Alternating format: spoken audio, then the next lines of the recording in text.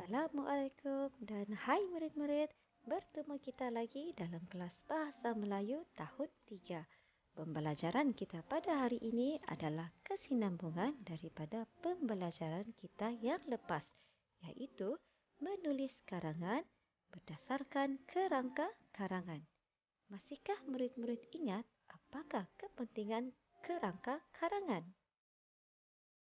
Betul, kerangka karangan membantu kita menyusun karangan secara teratur serta mengelakkan kita daripada menulis isi yang sama berulang-ulang. Tajuk kita pada hari ini ialah Raikan Hari Kebangsaan Negara Kita. Mari kita perhatikan gambar atau kerangka karangan ini bersama-sama. Mari kita bersama-sama teliti kerangka karangan ini. Pada bahagian pendahuluan, 31 Ogos setiap tahun, semua rakyat di Malaysia pelbagai kaum.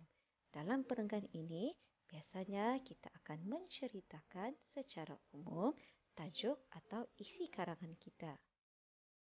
Seterusnya, isi pertama. Dalam isi pertama, apa yang kita hendak sampaikan ialah tujuan Hari Kebangsaan ini diraikan. Tujuan untuk mengingati Hari Kemerdekaan, pejuang kemerdekaan pelbagai kaum.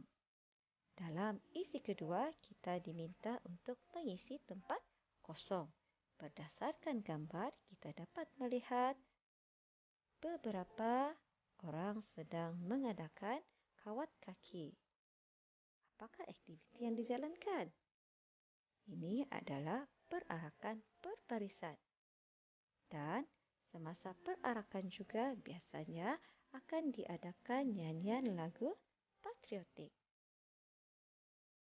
Seterusnya kita lihat isi yang ketiga. Dalam gambar kita dapat melihat perarakan kereta berhias. Semasa perarakan kereta berhias, kebiasaannya jalur gemilang juga akan dikibarkan.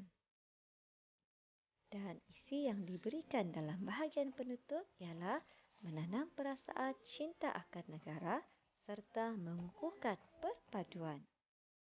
Mari kita lihat perenggan demi perenggan.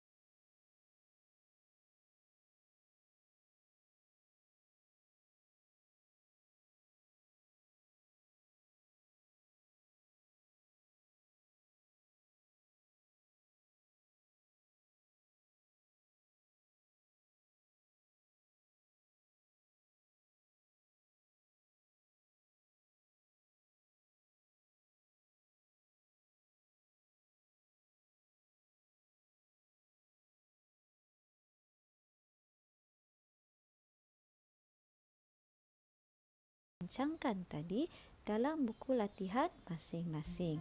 Sila tulis dalam bentuk perenggan. Baiklah murid-murid, sampai di sini sahaja kelas kita pada hari ini. Terima kasih dan kita jumpa lagi. Bye.